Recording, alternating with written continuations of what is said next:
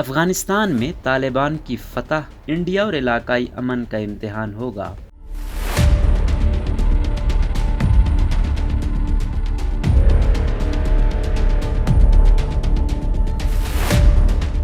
افغانستان میں طالبان کے برق رفتاری سے قبضے نے دنیا بھر کی سیکیورٹی اور سفارتکاری کے ماہرین کو حیران کر دیا ہے۔ سقوط کابل کے فوراً بعد ہی مختلف ممالک افغانستان میں اپنی 2 دہائیوں کی سرمایہ کاری اور ترقیاتی کاموں کو بھول بھال کر اپنے سفارتکاروں اور شہریوں کو جلد از جلد یہاں سے نکالنے کی کوششوں میں مصروف ہیں۔ طالبان کی افغانستان میں یہ کامیابی ممکنہ طور پر جنوبی ایشیا کی جغرافیائی سیاست میں نمایاں تبدیلی کا پیش خیمہ بنے گی اور یہ خاص طور پر انڈیا کے لیے آزمائش کا باعث بنے گی، جس کے تاریخی طور پر اپنے ہمسایوں پاکستان اور چین کے ساتھ نہ صرف کشیدہ تعلقات ہیں بلکہ سرحدی تنازعات بھی ہیں، جبکہ دوسری جانب پاکستان اور چین کے حوالے سے کہا جا رہا ہے کہ ان دونوں ممالک کے مستقبل میں افغانستان میں اہم کردار ادا کرنے کی توقع ہے۔ پاکستان کی افغانستان کے ساتھ ایک طویل مگر غیر محفوظ سرحد ہے اور طویل عرصے سے پاکستان افغانستان کے معاملات میں ایک فعال کھلاڑی رہا ہے۔ اب چین افغانستان میں بڑا کردار ادا کرنے میں دلچسپی ظاہر کر رہا ہے۔ گزشتہ ماہ چین کے وزیر خارجہ کے سینئر طالبان رہنماؤں سے ہونے والی ملاقات سے یہ ظاہر ہوتا ہے کہ بیجنگ اب اس معاملے میں خاموش کھلاڑی نہیں رہنا چاہتا۔ افغانستان اور شام میں خدمات سر انجام دینے والے انڈیا کے سابق سفیر گوتم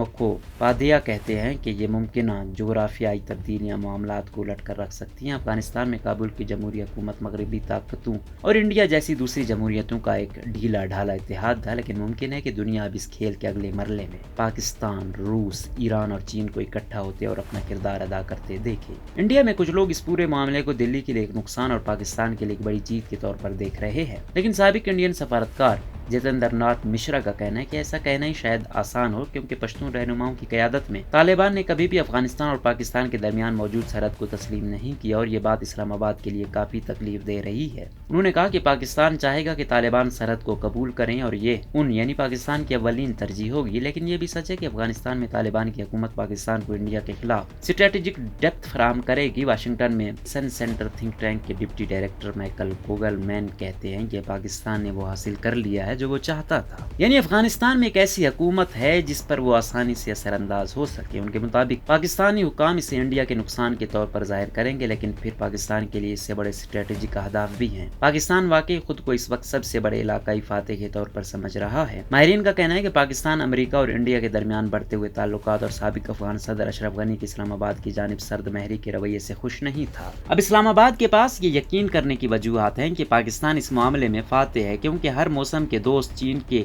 ساتھ دوستی اب افغانستان میں مفید ثابت ہوگی۔ مزید یہ کہ بیجنگ اب اپنی طاقت دکھانے سے نہیں شرماتا۔ مشرا کے مطابق اب چین اپنی مرضی کا کھیل کھیل سکتا ہے اور وہ ایسا ہی کرے گا۔ چین کے افغانستان میں معاشی مفادات بھی ہیں جو چین کی معدنیات کی بڑھتی ہوئی ضرورت کو پورا کرنے میں مدد دے سکتے ہیں، لیکن اس سے زیادہ اہم بات یہ ہے کہ چین طالبان پر ایسٹ ترکستان اسلامک موومنٹ یعنی ETIM پر پابندی لگانے کے حوالے سے دباؤ ڈال سکتا ہے، جسے وہ اپنے مسلم اکثریتی صوبے سنکیانگ میں بدامنی کا ذمہ دار قرار دیتا ہے۔ مسٹر مکھوپادھیائے کہتے ہیں کہ چین اور پاکستان افغانستان میں ایک دوسرے کے ساتھ ہوں گے، تاہم ان کا مزید کہنا تھا کہ بیجنگ کو محتاط رہنا چاہیے اور ماضی کی دیگر عالمی طاقتوں کی طرح کسی بھی جال میں نہ پھنسنا چاہیے۔ روس اور ایران بھی اسی راہ پر گامزن نظر آتے ہیں۔ ان ممالک نے نہ تو افغانستان سے اپنے سفارت خانے خالی کیے ہیں اور نہ ہی سفارتکار اور دیگر عملہ واپس بلایا ہے، تو اب انڈیا کیا کر سکتا ہے؟ انڈیا کبھی بھی افغانستان کی صورتحال میں پاکستان، امریکہ یا روس کی طرح ایک اہم ملک نہیں رہا، لیکن انڈیا ہمیشہ سے افغانستان کے ساتھ دفاعی اور ثقافتی تعاون بڑھاتا رہا۔ اب بھی انڈیا میں ہزاروں افغان شہری تعلیم، کام کاج یا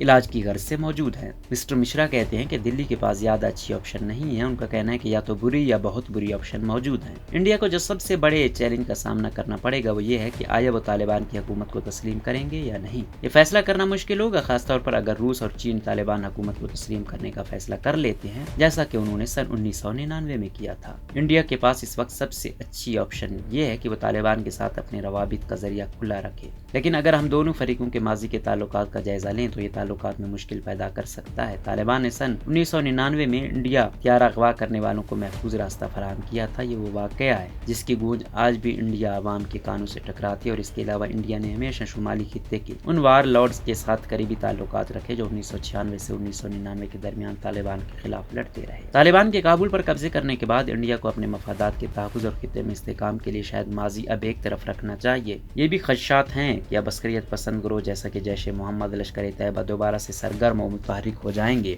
اور انڈیا کے خلاف حملے کر سکتے ہیں۔ لنکاسٹر یونیورسٹی میں سیاست کے پروفیسر اور افغانستان پر ایک کتاب کے مصنف مائلینڈو مشرا کا کہنا ہے کہ یہ ایک سفارتی تنگ راستہ ہے جس پر سے انڈیا کو چلنا پڑے گا اور اس بات کو یقینی بنانے کے لیے حکمت عملی کی ضرورت ہو سکتی ہے کہ کشمیر کا متنازع علاقہ مجاہدین کے لیے اگلا گڑھ بن جائے گا۔ تاہم ماہرین کا کہنا ہے کہ انڈیا کو طالبان سے بات کرتے رہنے کی ضرورت ہے۔ یہ فیصلہ کرے گا کہ وہ کتنا طالبان مخالف گروہوں کا حصہ بن سکتا ہے۔ مغرب ممکنہ طور پر طالبان پر دباؤ برقرار رکھنے کے لیے ایک متحدہ اتحاد بنائے گا۔ برطانوی وزیر اعظم بورس جانسن نے پہلے ہی طالبان حکومت کے لیے ایک متفقہ رد عمل کا مطالبہ کیا ہے۔ یہاں دیگر امکانات بھی ہیں کہ افغانستان کے شمالی اتحاد کچھ دیر بعد اکٹھے ہو جائے اور افغانستان میں امریکی قوتوں کی برتری یا روس، چین اور پاکستان کے مشترکہ گروہوں کے درمیان ایک نیا محاذ جنگ کھل جائے۔ لہٰذا انڈیا کے لیے راستہ آسان نہیں ہوگا، لیکن اس کے فیصلے علاقائی امن اور عالمی جیو پولیٹکس پر اثر انداز ہوں گے۔